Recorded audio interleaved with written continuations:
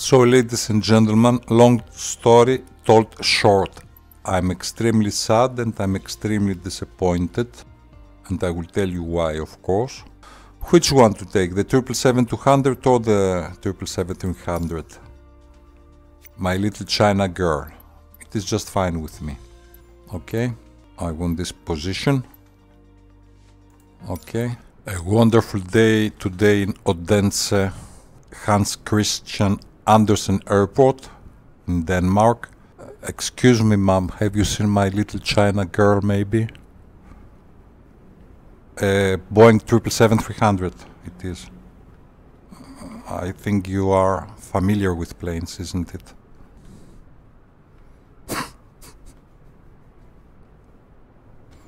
Let us make it more realistic. Excuse me, sir, have you seen maybe a 777-300 somewhere nearby? From Air China. It seems you are familiar with planes in order to be here inside the airport, isn't it? Is someone else to ask nearby? I want also to have a look at this plane here. Excuse me, sir, if you don't mind, may I have a look at the cockpit of your plane? May I? Can you? Ah, okay, I can sit here. Thank you. Here is my plane. Here is my Air China beauty. Here is my little China girl. So let us get to the point. Okay. I don't have to ask which is the most beautiful plane in Hans Christian Andersen Airport. We have flown with this plane, isn't it, with Smiling China? I think it was in Poland. Okay, so we are inside the plane. CTRL-E. Maybe not yet, maybe not yet. I wanted to show you this one. Okay, the startup. Here, checklist, isn't it? Here are the commands for the startup. Let us have a look of the 777-300. Before starting engine, these are the commands. Okay? Starting the engine, these are the commands here. And after starting the engine, here are the commands. Let us not proceed with the startup. We have seen this thing. I only wanted to show you the commands that are necessary in order to start the 777-300. Okay. We continue. 6 stars. Bespoke Airport, Hans Christian Andersen. In this channel, of course, you know that we don't get monetized, isn't it? And also, I think you know already that we only say the truth, and the truth sometimes may be bitter.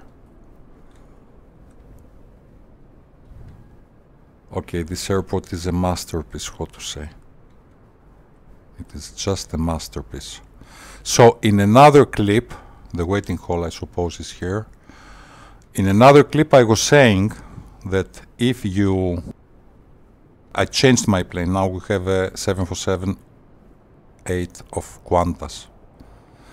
If you help, let's say, an old lady to cross the street and the old lady doesn't want to, it is not considered a good deed, but it is harassment. I have said this again. If you offer your sexual service to a woman and the woman does not want to, it is not considered love, it is considered a rape. I have said those things already other times. And if you proceed to updates every month, gigabytes every month, without the consumer who bought the product having the right to decide if he wants these updates or not, how you call this one? Here is our plane. This was happening so far, isn't it? About every month. But now, our ballroom days are over. Jim Morrison used to say this, isn't it? Night is coming near. So we have here the Qantas 747, and as you know, after the AAU2, what does AAU2 stand for? Do you know? It is Aircraft Avionics Update number 2. So the picture will never be the same again. And I'm just a little bit curious. I mean, who gave this right to this gentleman to change everything without the consumer decide if he wants these changes, he or she, if he or she wants these changes or not? Because in order to learn to fly these planes, it took quite some time. Okay. And after this update concerning the 747 and the 787, you see that lots of things have changed, and I'm not sure if they have changed to better. Have a look at the previous clips. There are problems with the autopilot. There are problems with the map. And mostly, there are problems with the startup of the planes. Things are not that simple. Let us go inside the plane. Okay, here we are. This is the new cockpit and the new updated 747. Okay? First of all, as far as I can see, you cannot move inside the plane, isn't it? There is a barrier. The barrier is until here. I mean, you cannot even go to the door. This didn't happen with any other plane so far. This is as far as you can go. Okay. We can live with this, isn't it? Here is the plane, the new updated 747. So, my point is, let us have a look at the startup. You saw how the startup of the 777-300 was. And actually, it was exactly the same. Captain Sim took the standard startup procedure from these planes, from the 747 and more or less from the 787. So let us have a look here at the startup, okay? This is what I wanted to say. This is what the clip is about. Okay, here it goes. You remember the previous page of the startup of the 777-300. So here it goes. Have a look now. Power. All this here. 6 actions. Before starting the engines, 39. Okay. Okay, this is the fuel pumps and the necessary lights, I suppose, the beacon lights. Starting the engines. Okay. Before taxi. Before takeoff. Takeoff. After takeoff, okay, simple things here. Climb, descent and approach.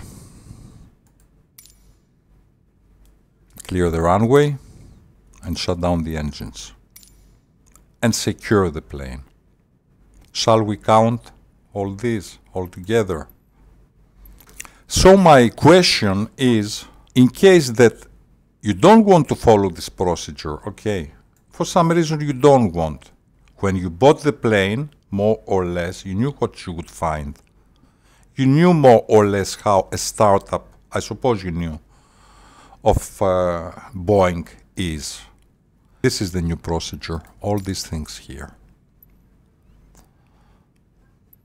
Because the purpose, I suppose, is to create the study level aircraft. But the question is that maybe lots of you, they don't want to have a study level aircraft. If they want, they can buy one, isn't it? So I have startups for all the planes, for all the Boeings actually, in my channel. And the question is somehow if these startups are valid now concerning the planes except 747 and 787. Yes, they are. But here what to say? Can we start up this plane with the normal procedure as we used to start the other Boeings, and actually the 747 also? Let us have a try. CTRL 8. There is also another tutorial concerning the Antonov, okay. And the title of the clip was "How do you start up a plane that you don't know?" Because I have never started up the Antonov, and I was trying to do so. And this is exactly what I will do now. Because no matter what MSFS 2020 and Asobos did, still the principles, isn't it, are the same. So let us use the general knowledge. Okay. Battery. Where is the battery? Here it is. On. Okay. I repeat, we don't follow this procedure, we just follow the steps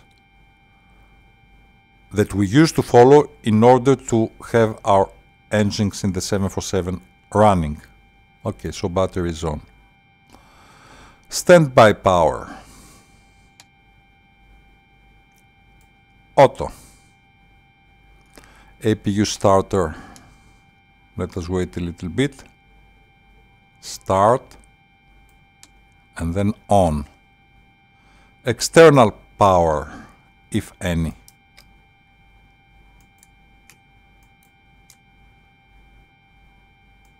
And generators. It seems there is none. APU generators are on though. Okay. And I will show you in the end something extremely important, so please stay tuned. Now they appeared with a delay. It is just fine. I suppose they are on. Good. Okay, so far so good. Let us have a look now at... These are the necessary steps, isn't it? Let us have a look at engine bleed. 1, 2. In some planes they are on by default. 3, 4. And auxiliary power unit bleed, APU, I think it is on by default. Good. Here we have 4 starters. It is not the worst scene.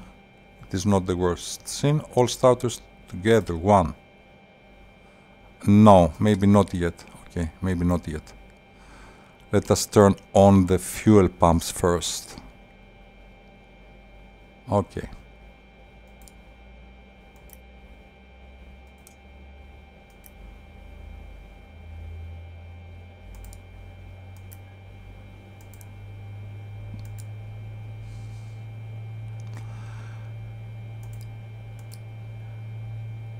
Okay, so 1 on 3, 4, and ladies and gentlemen, the moment of truth. The 4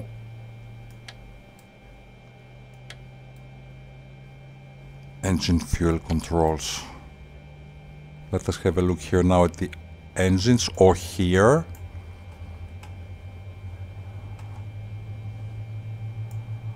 Okay, you see. And let us go outside of the plane to have a look at the external cameras.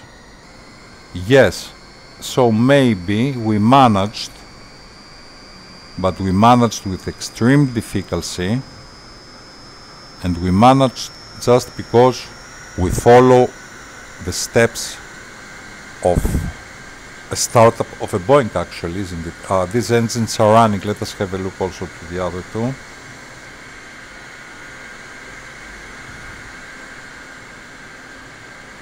Okay, so all 4 engines are running.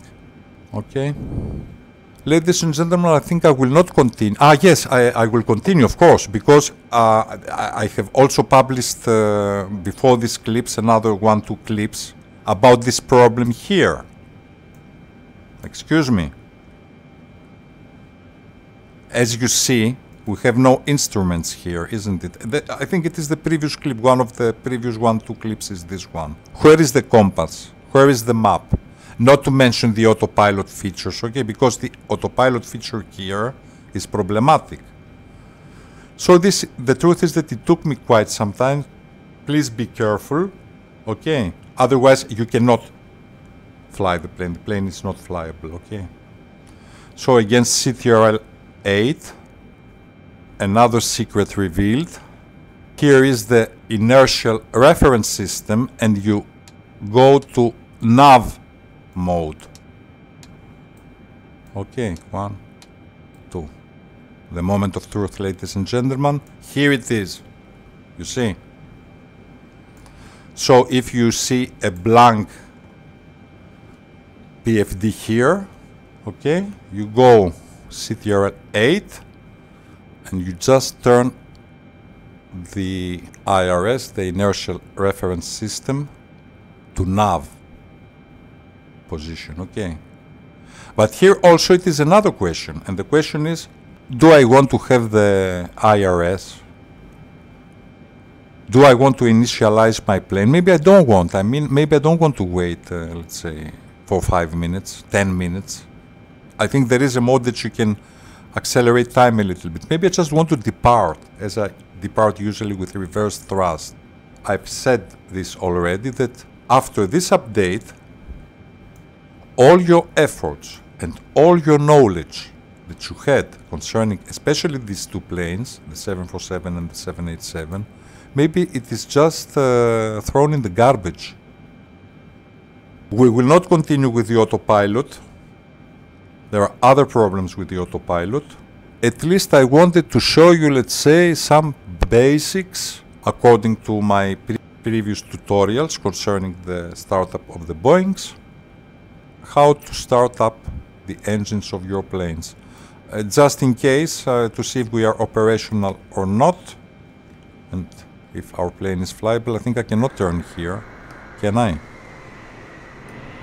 Also, there are other problems here. Have a look. For instance, now we see the slats, isn't it? When reverse thrust is activated, slats, they are both, because I live with reverse thrust in general. I think I will not manage it between these 2, isn't it? Poles, but anyhow, I don't think there will be any damage. Okay, we just cut the 2 poles, or we destroyed our wings. Yeah, good. So as you see, we managed, if we know the basics,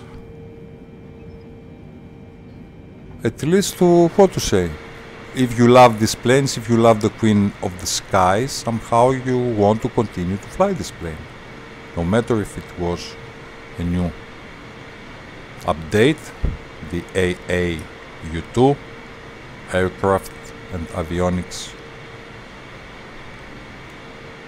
update number 2 for the 747-8 and for the Dreamliner, the 787-10. So at least I'm very glad that I can still fly with this plane. We will not continue.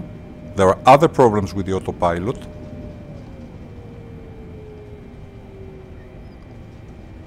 I just wanted to show you how important is to know the steps of the startup of a Boeing in general, of a Boeing above 737, as it is written in my infos, though of course I know how to start up also a 737, though I don't fly with the 737.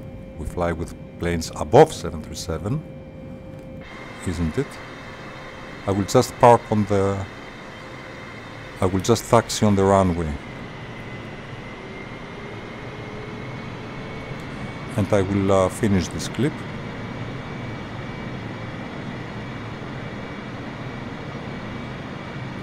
So you can repeat some parts of this clip concerning the startup.